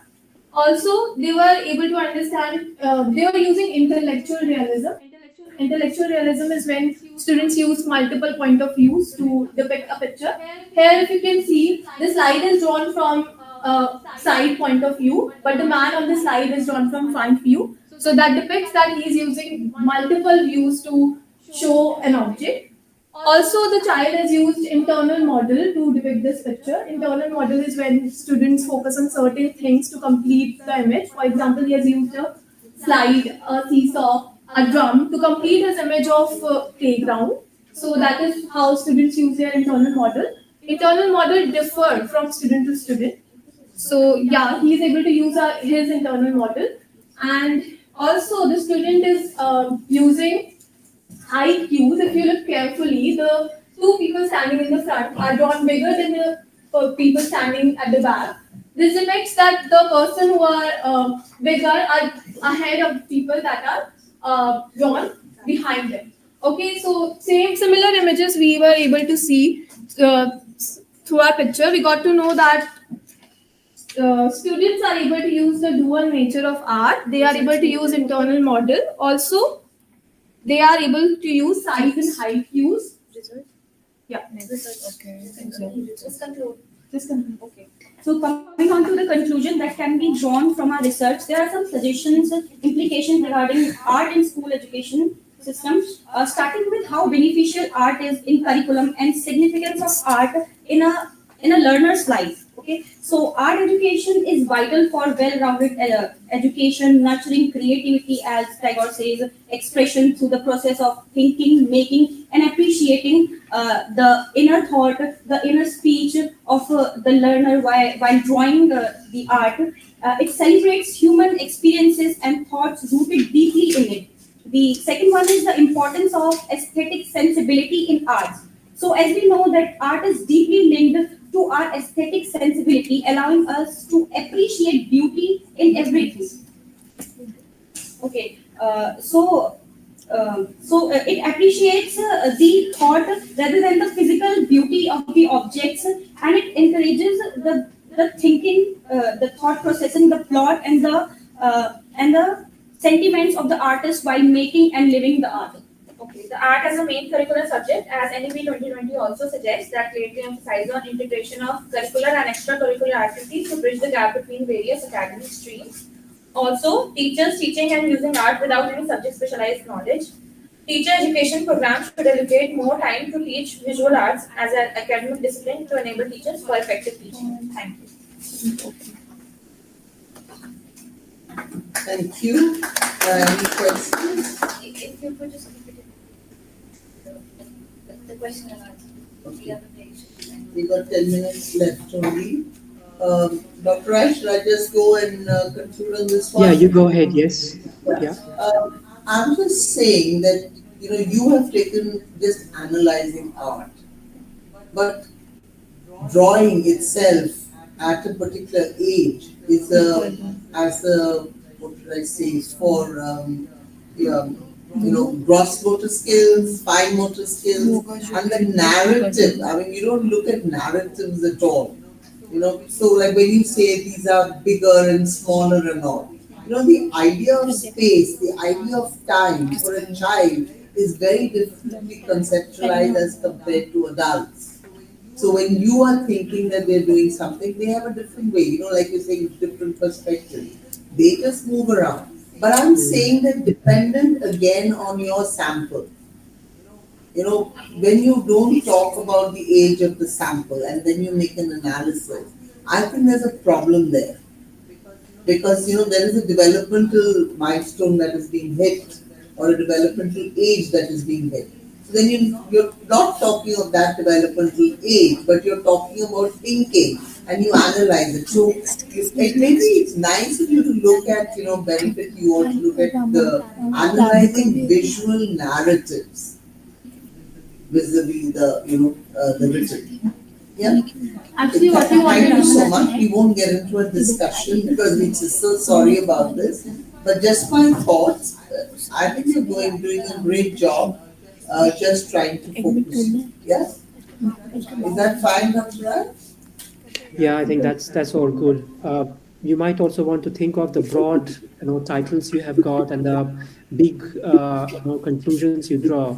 So I think the point we are trying to make is try to develop that visual narrative and think like a researcher rather than trying to make these big claims from your small-scale researches, and be as detailed as possible. Thank you. Yeah, thank you very much for your presentation. Thank you, Simran Tanwar, Shivangi Kumar. Next, we will be having Radhika Ramanathan. I would like to remind you, Radhika Ramanathan, you will only have 5 minutes because we have a very short time. Okay?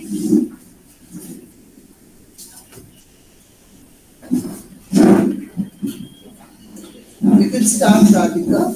Yeah.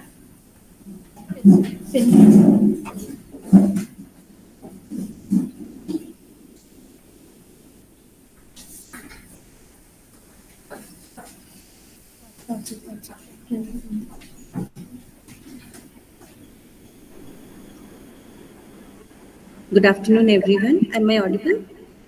Yes. Okay. So, I think right now is my slide visible? Yeah, it's visible. Yeah, please go ahead. Okay. So, my study is on teachers' perceptions and experiences of reflective practice. So, I'll quickly touch upon the motivation for this study. So, NCF 2005, as we all know, moved away from a very, I would say, it moved towards a constructivist paradigm for teaching learning, and NCFTE, in line with that, for creating teacher education, which would actually promote this, and as suggesting reflective practice as a mediator to promote constructivist classrooms. So NCFTE spells out quite clearly that the central aim of education is reflective practice. Then my own personal experience as a teacher also, like I used to reflect on my own practices and I found it quite useful, but I didn't see much of a systemic process around reflective practice. Then also a review of literature showed that the studies in the Indian context are extremely limited. I would not get into this. I would move on to my research objective. So my research objective was to gain insight into perceptions and experiences of reflection or reflective practices of teachers. So there are these three research questions that I was probing. What are the teachers' beliefs and assumptions of teaching learning in their classrooms as a precursor to reflection? Then what are their perceptions and what are their experiences of reflective practice? Coming to the methodology, the paradigm is interpretivist. My research design is case study. It's an exploratory case study, and the type of study is qualitative. My sample size was 15 teachers and 2 members of the school leadership, vice principal and the principal. I used a purposive sampling, maximum variance, because I wanted to capture the perceptions and experiences of teachers across the experience spectrum, like from below 5 years, 5 to 10 years, and 10 years and above. And my site was a mainstream private school in Hyderabad. It was affiliated to an All India board. My methodology included field observation, semi-structured interviews with the 17 participants. Then I did give a notebook to 7 of the teachers and artifacts which included lesson plan, report cards, and assessment papers. So I come to the findings. So coming to the data sources that I found that teachers use for their reflection. So what came out quite strongly was more than the formal data like assessments, what more used by teachers Excuse was, me? yeah, Ma'am, you only have 1 minute more. It would be really better if you could just kind of wrap it up because Dr. Prabhat Rai has to leave at exactly at 3:30. Okay, I'll move on to the summary of findings then. Yeah. Okay, so teachers were found to believe in educational processes much more than just the final product. So, which meant that they spent a lot of time in lesson planning, they believed in activity-based learning, and they believed in learner-centric processes. And there was a high level of self-efficacy. They've had a purpose, they had a sense of purpose in what they were teaching. They felt they were teaching for life and not just for academic objectives.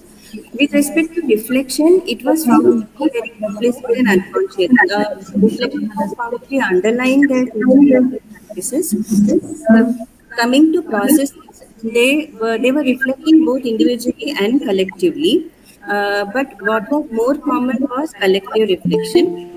And with respect to the content of reflection, they were actually both cognitive and affective. Like they were thinking about what worked and what did not work in the class and why.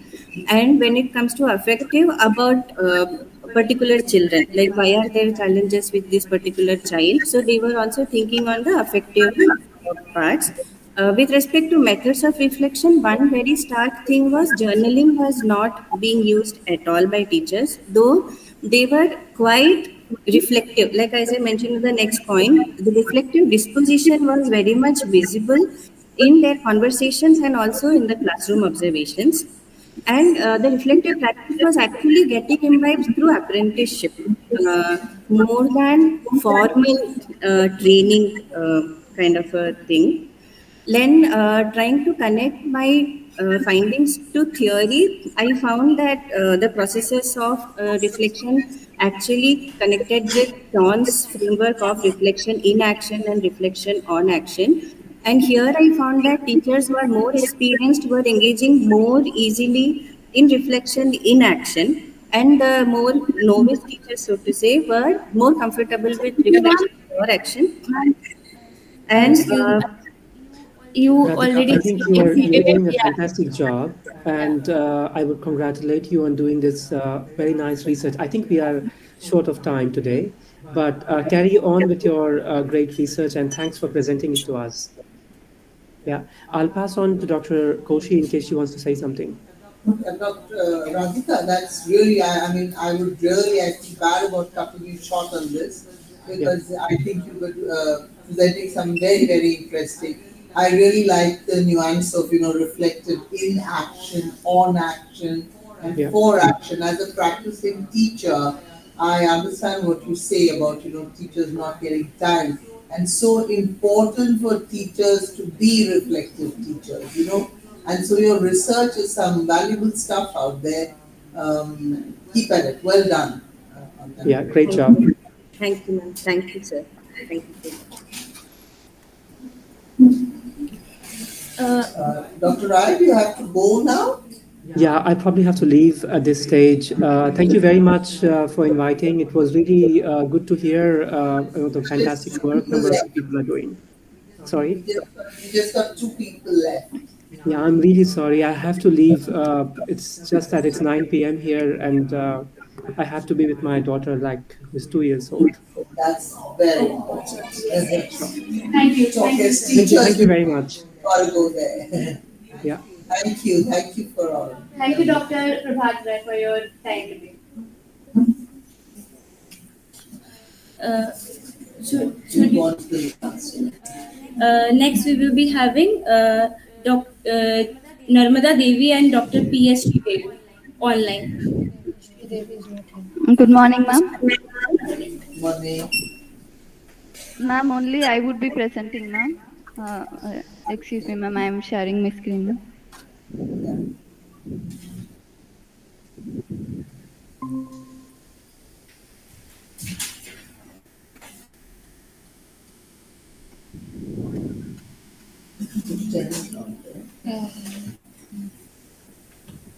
Good afternoon, everyone.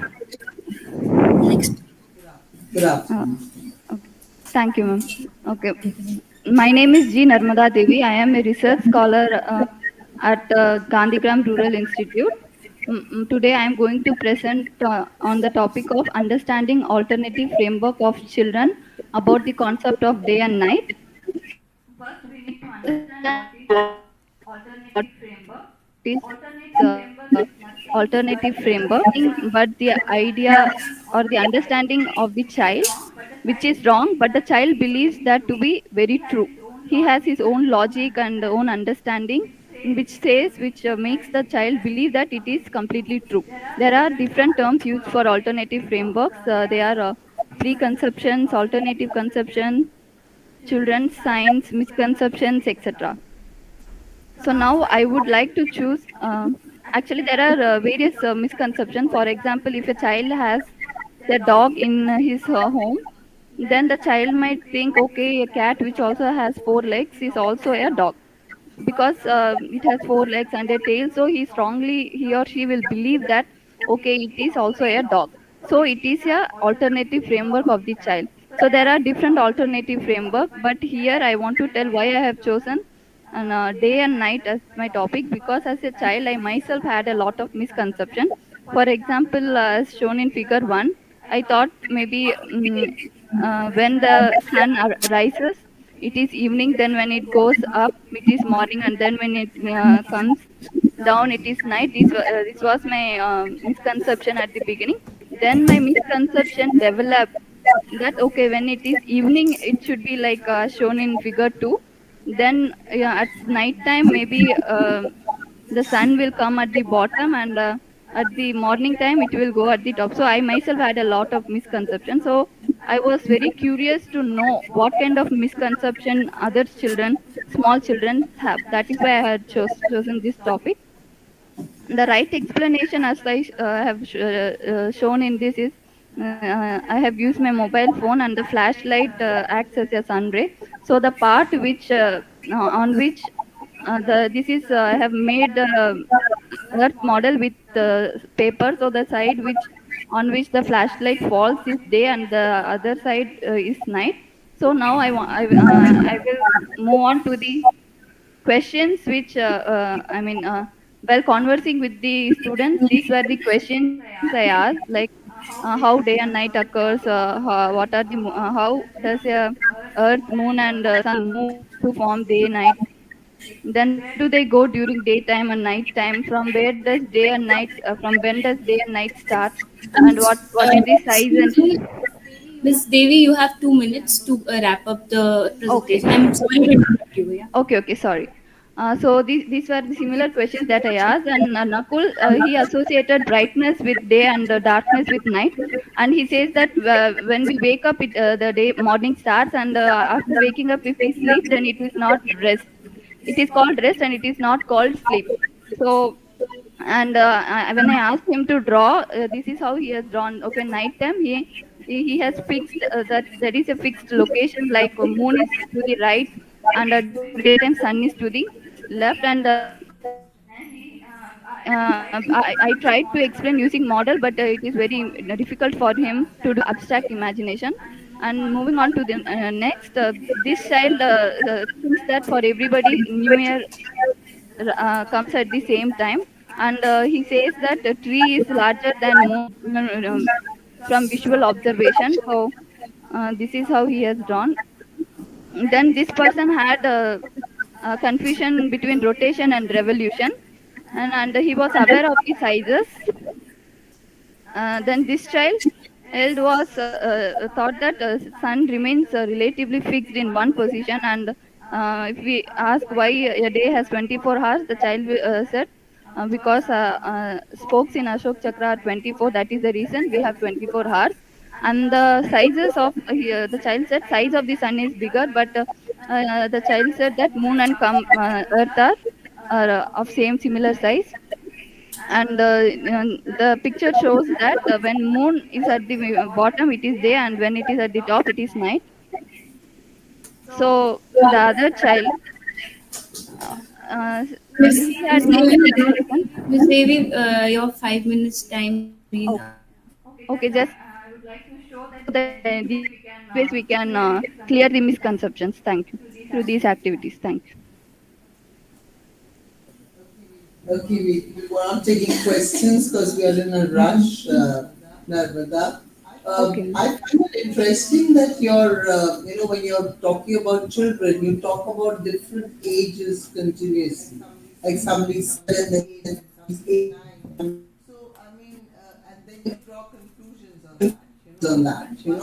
But there's a whole year of development that has gone on. What conclusion of day and night to be drawn on this? What is the objective, one would say? What would you prove, or what would be the contribution to research if you talked about how people understand day and night? At the moment you're only explaining that they thought this. I would think that it's badly taught, because if a 12-year-old is still confusing between revolution and rotation, that is something to be concerned about. So so it's a little unclear. I think you need to think a little bit more of why you want to do this. Is it to take on the developmental understanding of children of the concept of day and night? That and all that would take you. What are the various developmental milestones in understanding this? But otherwise not. So thank you very much. We won't take your responses. Interesting, but I think you need to put in a little bit more thought on that to clarify the objective. Okay, shall I do it, ma'am? Is there time for me to respond? No, we don't really have time. I'm so sorry about this. This is badly done. We we should have made Okay. more time. Yeah. Okay, ma'am. Thank you, ma'am. Sorry about that. Thank you, Narmata Devi, and once again, apologize. The next, the next will be issues.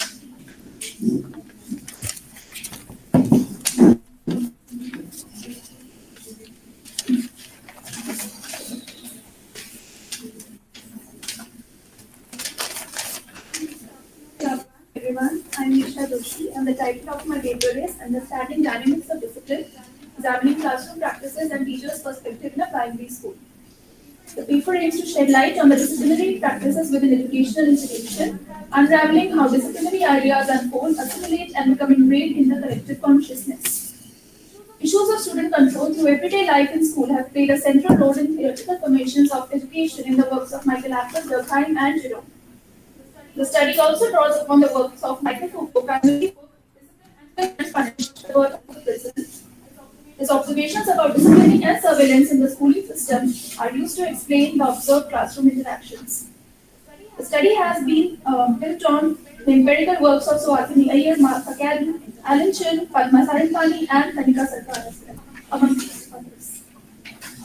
Moving on to methodology, the study is a part of my ongoing PhD research that explores the educational ideals of LOP private school in Delhi. The pilot study presented here was conducted from November 2023 to January 2024 in the said private primary school. It is an ethnographic study of primary classes from 1 to 5 in the said school. The school is Blossom Public School that lies in Seva Vihar area of Northeast Delhi. The names of the school and the area are anonymous. You said it. No, the names have been changed to maintain anonymous. Oh, it's not Blossom. No. I thought you said Blossom and then you said. It's just to denote something. So data collection consisted of unstructured participant observations and informal interactions in the classroom, school premises, during subject teaching classes, free periods, lunch breaks, and school assemblies.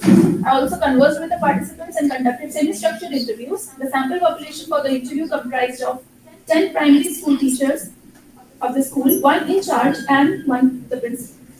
The interviews were carried out in a face-to-face manner. Due to time constraints, I may not be able to mention all the anecdotes of the findings, but I shall be mentioning my discussions around those findings. The first theme would be children as subjects of discipline, maintaining silence of thoughts and words. In observed school, it appeared that the sole purpose of education was to create humans out of children, to discipline them, to regularize them, and to make them mindful of the set norms. A good classroom was seen as akin to a quiet classroom. The children were discouraged from speaking out of turn or asking unnecessary questions. Comments like "किसी के बीच में नहीं बोलते, ये अच्छी बात नहीं है" resounded many a times in the classrooms. The teacher promoted the culture of silence and were noted to be readily on board with the disciplinary ethos of the school. The teacher acted as a warden who oversaw if all the rules were being followed.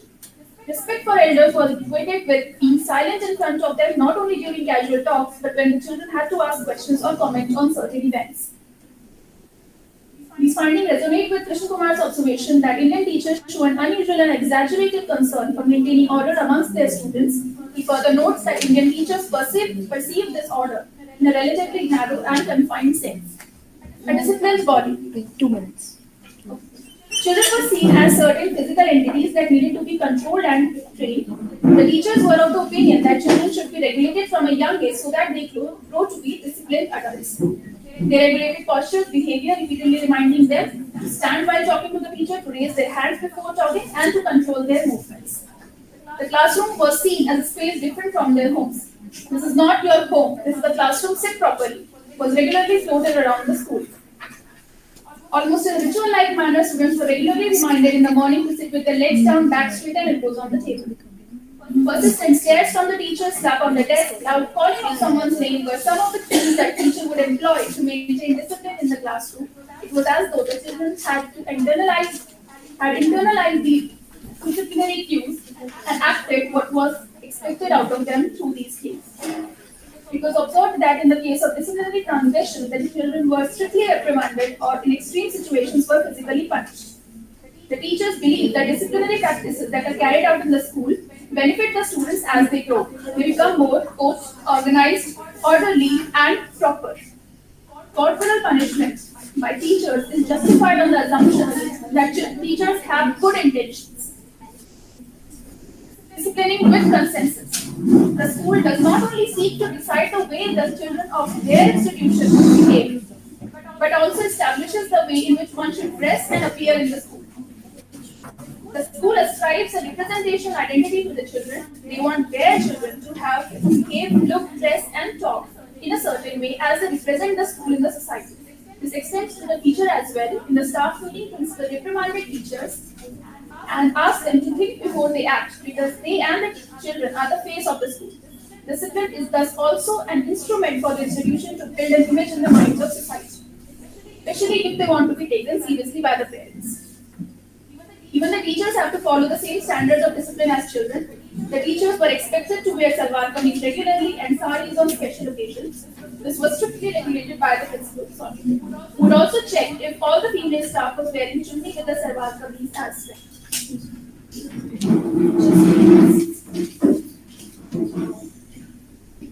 A monitor was appointed in the classroom with the children's consensus who would enforce discipline in the absence of the teacher and be her eyes and ears.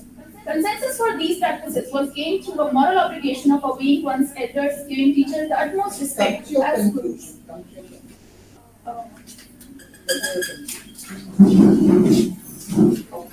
So, based on the study of the school, it can be concluded that in the observed school specifically, the educational ideal and imagination of an educated person are closely tied to the level of discipline one exhibits.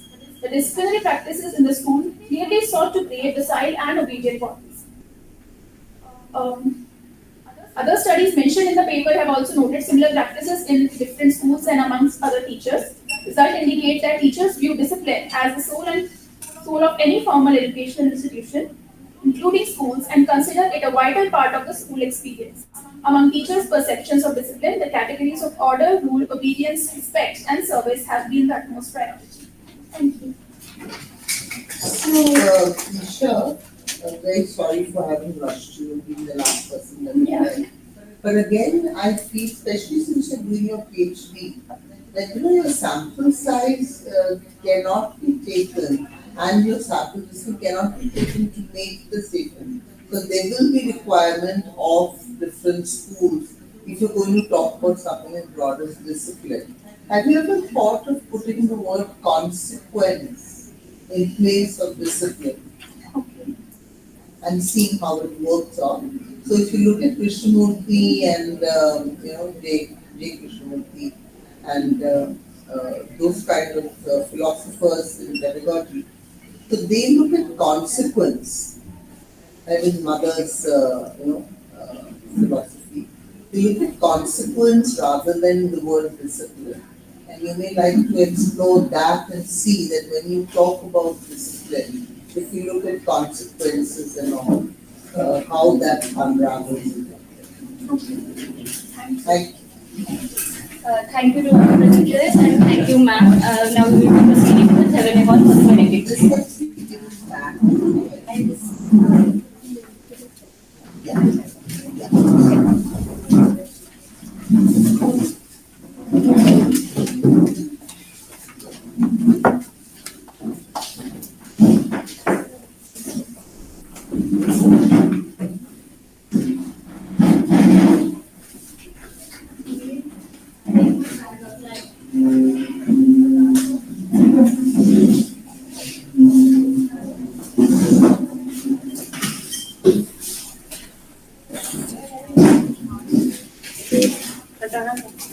इसको बंद कर दे। कर दो, एक बार stop कर दो।